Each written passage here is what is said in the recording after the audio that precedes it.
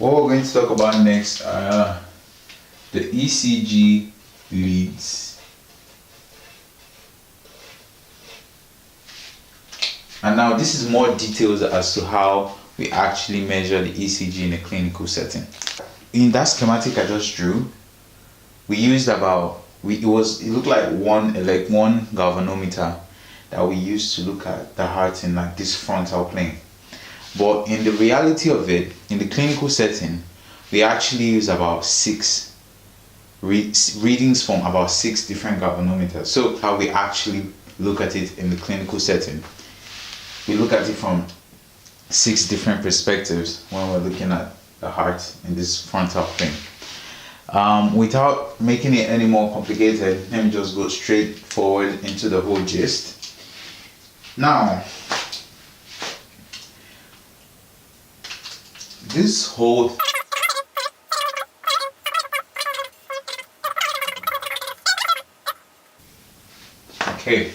now in the actual clinical setting, we don't put the galvanometer here and there. Instead, this smart man, Einthoven, he came up with this idea that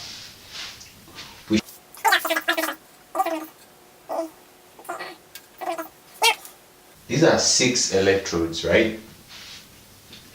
He connected here to one galvanometer.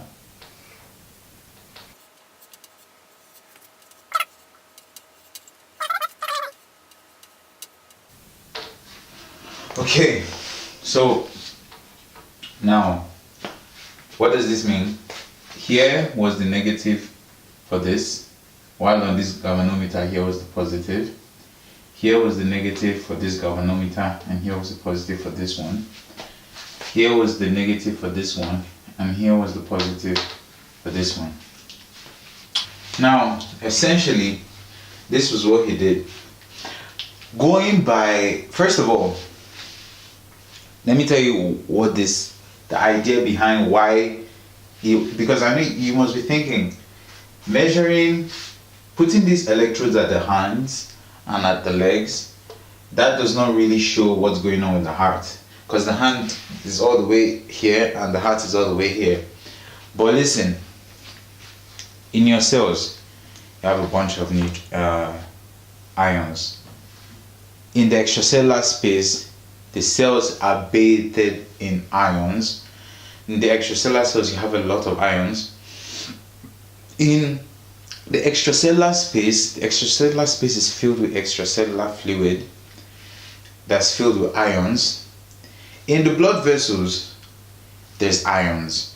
The point I'm trying to make is that from within the cell to everywhere else outside the cell, there are a bunch of ions all over your body. So if you think about it like that, your body in a way has a really high conductance for charges and current, because it's filled with ions. In a way, it's almost as conductive as metal, because it's filled with ions, and as a result, this impulse generation that's going on in the heart and all this electrical activity that's going on in the heart will actually be reflected on the extracellular fluid surrounding the heart, and also through these fluids we can also register these electrical activities in the extremities, in the hands, in the legs, different parts of the body. You would register this electrical activity from the heart in these different parts of the body. That's how much of a conductor this extracellular fluid is. Now, when you have that in mind, you turn your mind back to this diagram, and you see what he was thinking when he applied these electrodes to the extremities.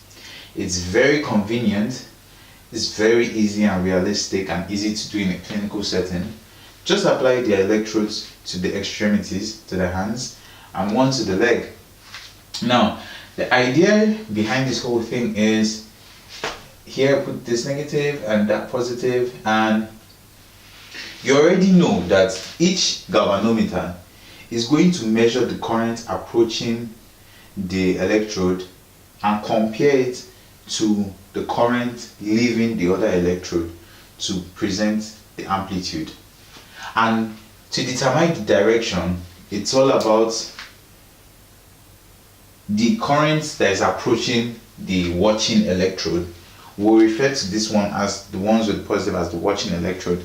However, the point is the current that is approaching the watching electrode, if it's a like for like, so if it's an attraction, then it's a negative current on the galvanometer. If it's a deflection, then it's a positive current on the galvanometer. The sign, whether it's positive or negative, indicates the direction of the current. The amplitude indicates the strength of the current.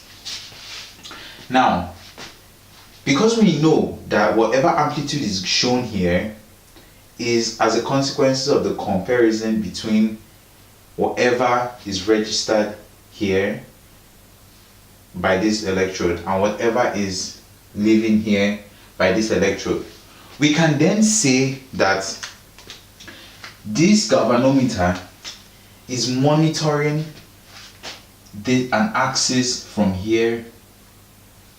Okay, maybe since it's a different color I can draw it here. We can then say that this galvanometer is monitoring an axis of from here to here. This axis is not a real line, it's an imaginary line, but because of where we have applied these electrodes, knowing that the value that is here is a consequence of what is registered here and what is registered there, we then know that every value that is reflected here is a value that is traveling along this line. It is the value of a current that is traveling along this line. So we can say that when we monitor electrical activities of the heart from this particular galvanometer, then it's assumed that we're only visualizing the heart from this axis. Any movement of ions, any charge in the heart that is moving in this direction will be at its strongest. Any charge in the heart that is moving, aka current, that is moving in this direction will also be at its strongest, but will be negative, because if it doesn't have to be negative. I mean, if it's a positive charge, if it's a negative charge and it's moving towards this way, it's negative towards negative, so it will still be positive. So it doesn't have to be negative, it doesn't have to be positive, but as long as it moves along this axis from here to here like that, it will be strongly seen on this galvanometer. So in a way, monitoring an ECG that will be produced by this galvanometer, we can then say that that ECG produced by this galvanometer is the electrical activity of the heart when we look at the heart from this axis. And that was Einthoven's idea. So he did the same thing here. He did the same thing here. Put a negative one and a positive one so that we can observe the heart on this axis. And then he did the same thing here through this galvanometer. Then he did the same thing here so that through this galvanometer we can observe the heart on this axis. Mind you, again, these blue lines I'm drawing and calling axes are imaginary lines, they're not real lines. However, these galvanometers now, he gave them names. So the galvanometer that observes the heart from this axis, he called it lead 1. The galvanometer that observed the heart from this axis, he called it lead 2. The galvanometer, I didn't write that properly. The galvanometer that observes the heart from this axis, he called it lead 3. Now, this was a very, very smart invention, because even if a charge, the polarization charge, was going more downwards and not really along this axis, As a result of that, it might not be showing so well if we look at the ECG being produced by this galvanometer called lead 1. It's going downwards. So if we look at this galvanometer called lead 3, we should be able to see it better. Also, if we look at this galvanometer called lead 2. Also, if you look at this galvanometer's ECG, the ECG being produced by the lead 3 galvanometer, then we should be able to see it relatively better. So he thought he had a really good view of the electrical activity of the heart from most of the possible planes necessary. This was his idea. If you look at this well, this is an equilateral triangle. And what's the rule about an equilateral triangle? An equilateral triangle, the rule is that all sides are equal, right? If you remember very well, an equilateral triangle is a triangle. Every triangle has a total of 180 degrees within it. So an equilateral triangle is that one triangle that has 60 on all three angles. Essentially, you don't need to go into the math, but the point is that all sides of an equilateral triangle are equal. That's literally why it's called equilateral triangle, equal sides triangle. So equilateral triangle, all sides are equal. So he used this principle derived from this equilateral triangle to then make this rule that if we go by observing the heart like this, then every amplitude recorded by lead 1 plus every amplitude recorded by lead 3 will always be equal to the amplitude recorded by lead 2. And this rule always stands. However, most times people just memorize this rule. It's not maybe like so necessary to understand it more than that, but I would get a little bit into using it and showing you how it makes sense. So say for instance, if you connect everything correctly, it will always follow this rule when you're observing it through the Einthoven triangle, because this equilateral triangle is called Einthoven triangle. So say for instance, a positive charge of +3, right? This is an example. I'm going to clean that afterwards. +3, a positive charge of +3 was traveling in this direction, right? In this direction. +3 here, and another +3 here, because this +3 is leaving here. So this lead will read 6. It's be +6, a positive deflection, because it's a positive going towards a positive. So it's a positive, it's a +6 that will be read there. Now, however, look at lead 3. Lead 3 has, in this example, I want to just circle it so that I can like wipe it off later. Now look at lead 3. Lead 3 has its negative pole also at this location. So if this +3 is coming towards this place, it's also a +3 coming towards this negative electrode of lead 3. +3 coming towards the negative electrode, what would that give you? That will give you +3 coming towards the negative electrode will give you negative, because it's a positive charge coming towards the negative electrode, so it will be negative, and it will be -3, right? Okay. Now, the idea now is, by following Einthoven's rule, that if we do, let's see if it follows. Lead 1 is +6 plus -3. So this is going to give you +3. Now come to this side and look at it. On this side you have a negative lead, right? And you have +3 leaving this location and going towards this direction. +3 leaving the negative pole. What's that? That's +3. So meaning lead 3 is actually +3. The rule will always be correct. Einthoven's rule will always hold if we place the leads correctly. If you always place the negative for lead 2 here, the positive for lead 2 here, the positive for lead 3 here, the negative for lead 3 there, place this one, if you always place it correctly, then Einthoven's law for the current, amplitude and direction will always hold. Essentially, we take this out of here, and very commonly you will just simply see this, because people won't go drawing this whole schematic, but I just want you to understand this, that you will now most commonly see this, and they will call this lead 1, and then like this, and this is lead 2, and then like this, and this is lead 3. Now, this is essentially derived from what I just explained here.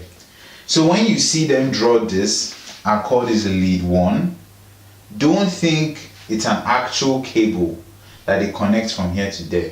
No, it's actually 2 cables that they connected to the machine, 2 here that they connected to the machine, 2 here that they connected to the machine. This line is actually an imaginary line, is an imaginary axis. This lines are imaginary axis. This lines are imaginary axis. The leads are actually the galvanometer reading from these electrodes. Galvanometer reading from these electrodes. Galvanometer reading from these electrodes. We've talked about those ones. Now let's talk about the next ones.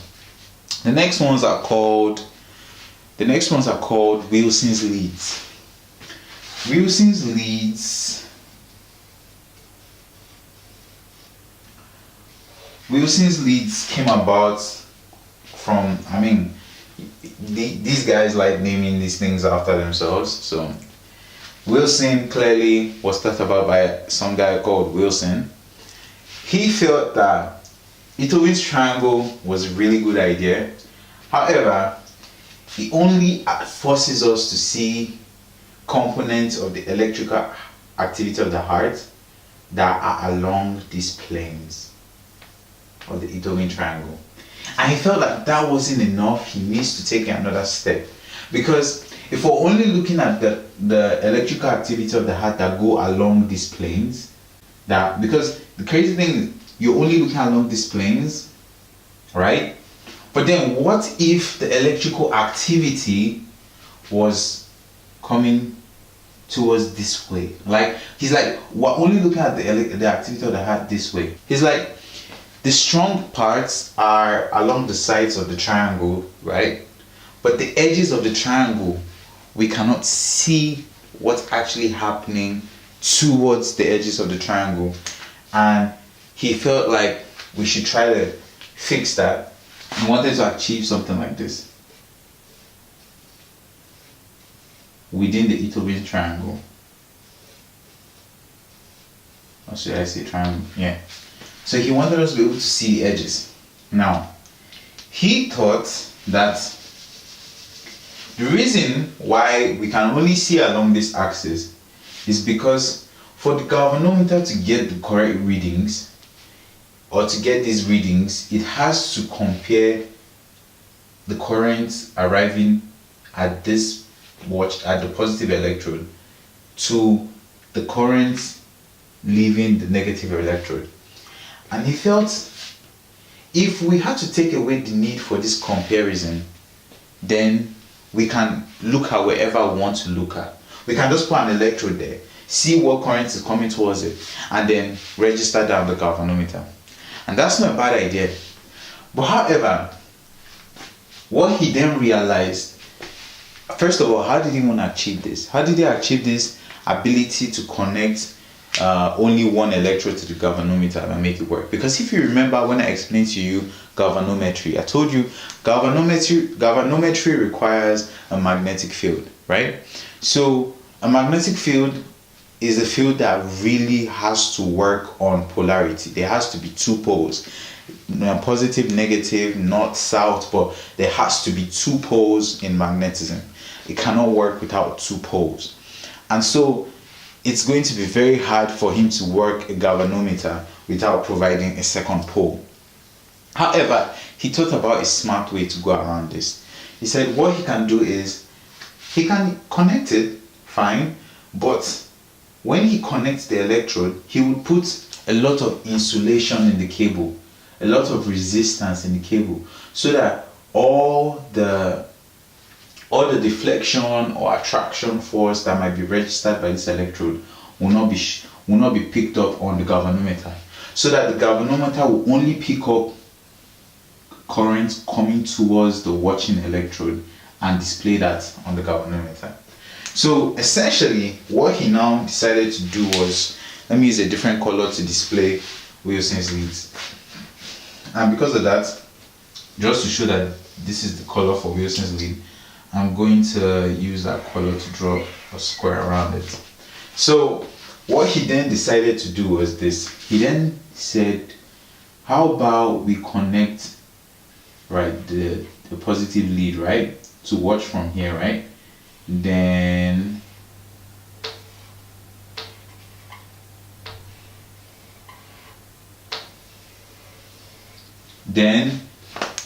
we'll connect a negative lead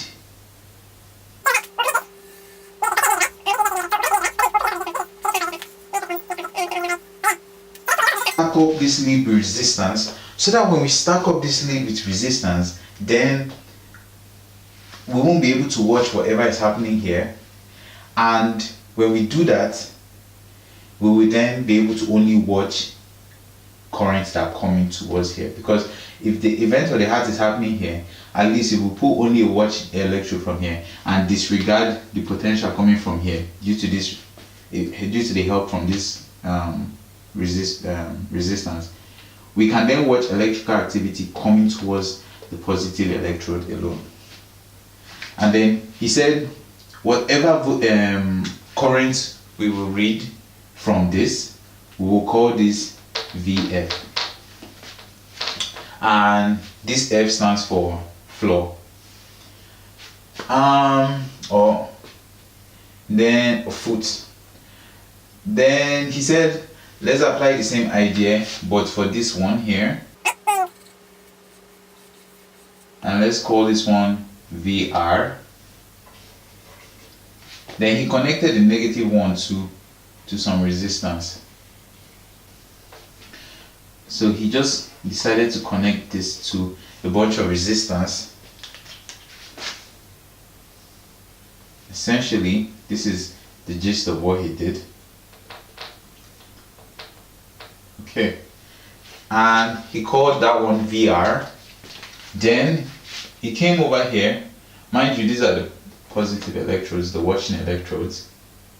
Then he came here, did the same resistance. Now he did this, but what happened when he did it? Then he called this one VL. Wait, sorry, this is VR. My bad. This is VR and this is VL. Then he did this, just basically the left side of the heart and the right side of the heart. So he did this and he was almost successful, but then there's a problem. He did not know, maybe, or maybe he forgot, but there is a reason why Einthoven had to compare the watching electrode to another electrode. And I explained that reason earlier on.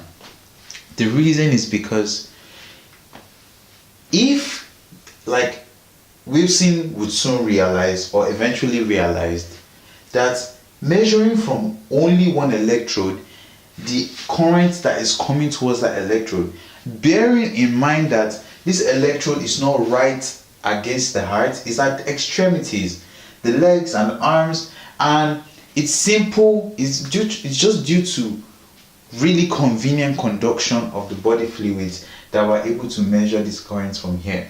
But then when you then only measure this current from only one electrode, you're only measuring current coming through this one electrode. It's not as high as when you're using two electrodes, because when you're using two electrodes, you're considering how much is coming towards that electrode plus how much left the other electrode. It's the same amplitude, but you're doubling it, so you're getting double amplitude by using two poles, by using two electrodes. So when he used one electrode, he essentially got half of the amplitude of what the bipolar Einthoven leads were getting. They are bipolar because they used two leads of opposite polarity, right? But however, these leads are not bipolar. These leads are essentially unipolar because he wasn't comparing them against the second pole, against the second lead. And as a result, their readings were extremely low. Their readings were too low to be used for diagnosis, to be used significantly in the clinical practice. And as a result, these leads weren't very, very as functional as he expected. However, another guy came along.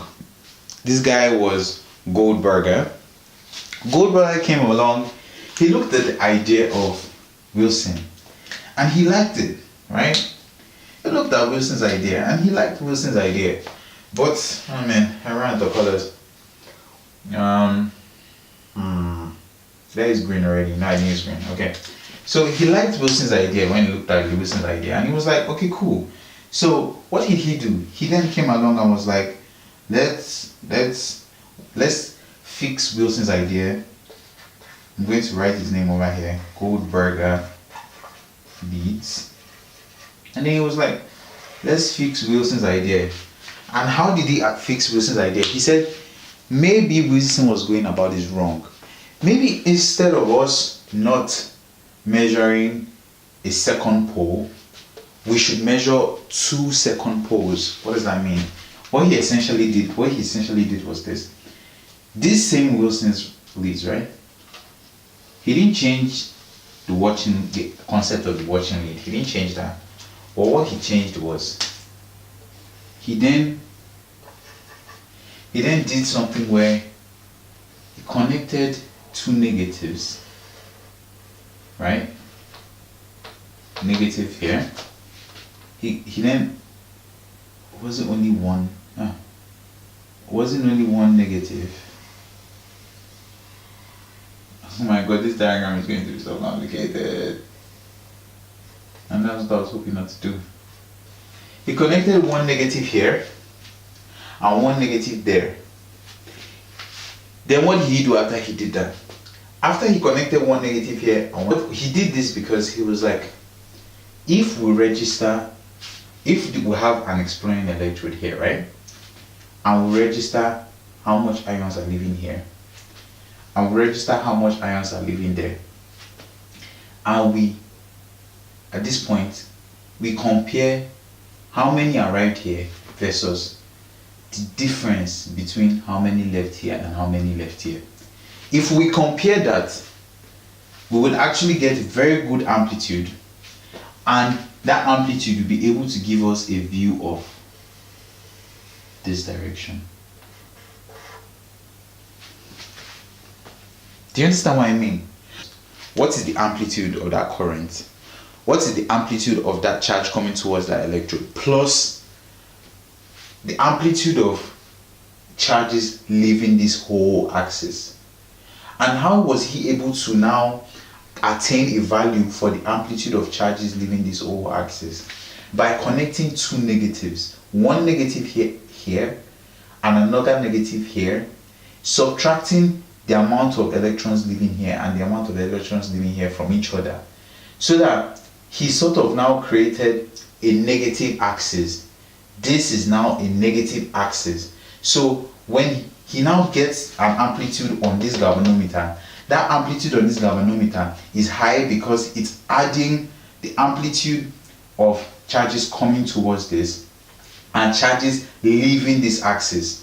And that's very, very smart, because charges leaving this axis are very, very essential, achieving the same goal Wilson was trying to achieve. Because even though he's looking at this axis, what comes before this axis? The heart. So observing this axis is really good because it's the heart, meaning any electrical activity occurring in the heart that is heading straight down will be very, very well read from this new version of Wilson's leads that Goldberger had created. So Goldberger was the only one guy that had this invention, an invention like this, and decided he didn't want to name the leads after himself. But what did he call them? He called them augmented Wilson's leads. So essentially now we refer to this as AVF, and A in front of the A from front of the VF essentially means augmented. Augmented Wilson's leads, augmented VF. So this was the idea to look at the F leads. He then had the same idea to look at these ones, but just that he did the same thing here. He got rid of this heavy resistance unipolar stuff. He connected one negative here, connected one negative here, so that here became the negative axis, so that he was observing all, he was comparing all charges, the amplitude of all charges coming towards the exploring electrode here, comparing it and sort of adding it with amplitude leaving this negative axis. So he was observing electrical activity of the heart from this way and electrical activity of the heart from the whole of this way when he was looking at AVR. So he turned this into AVR by putting the positive electrode here, making it, connecting it this side to that side. Now I'm going to clean this diagram and make a very clear distinction of what Goldberger did.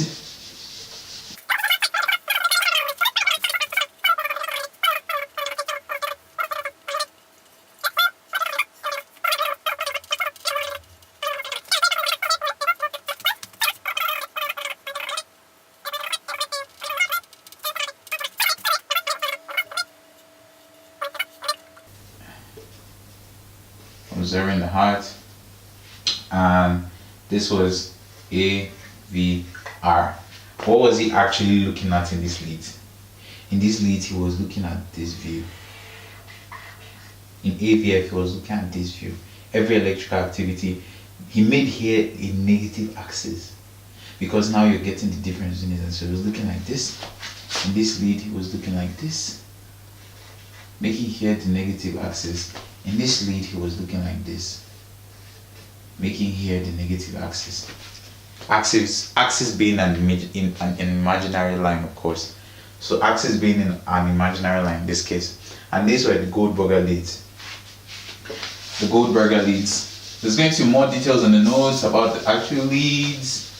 I think for understanding wise, that's it for these leads. Then a couple of years later still, it became necessary that, one thing constant with humans is when we get to one place, we always want to advance further. And so we have a good view of the heart now on a plane, on a frontal plane. So we can see it from this direction, this direction, this direction, this direction, this direction, this direction. Cool, but it's all frontal. How about we look at things from a horizontal plane? How about we look at things from a horizontal plane, like coming, now we're seeing everything from sort of up to down, left to right, but how about we see things coming from back to front? That's the next question. How do we see things coming from back to front? So the next thing that question led to, mind you, now based on Goldberger leads and Einthoven leads, that's 6 leads now that we use to look at this frontal plane, this left to right, up to down. And now it led to this next leads called chest leads. Chest leads are unipolar leads. They're unipolar leads, they're indifferent leads. This one's actually wearing hard. They actually use the concept that Wilson tried to do, where he tried to make unipolar leads, where that lead was just an exploring lead, exploring current that was coming towards that exploring lead and disregarding the second lead. And for chest leads, that actually works. But that works because chest leads are placed on the chest, very close to the heart. So because they are close enough to the location of the actual electrical activity we're trying to measure, because of that fact, the amplitude they register is enough for us to be able to make really good diagnosis and reasonable ECG pictures.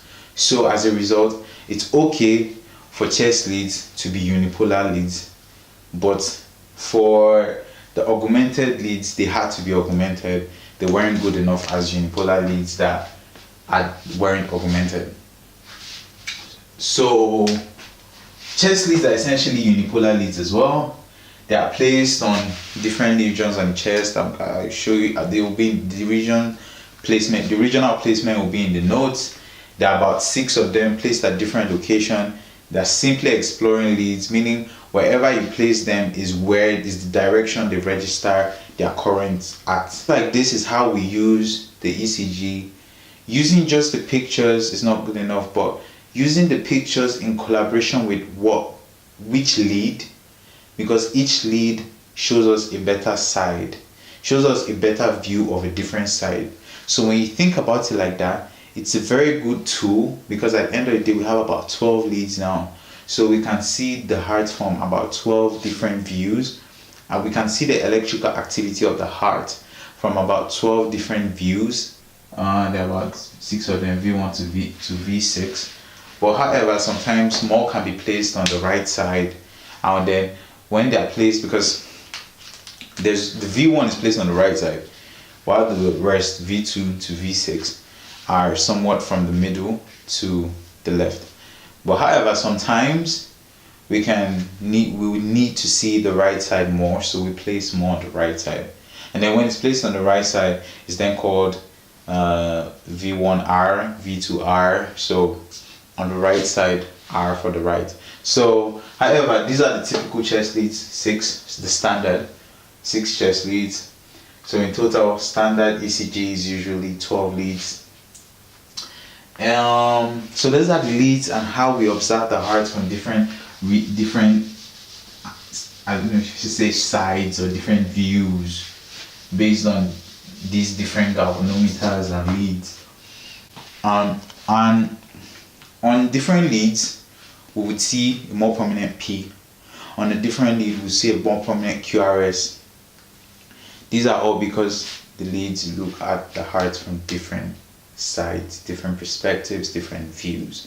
I mean, they look at the electrical activity of the heart from different views and different perspectives, different axes essentially.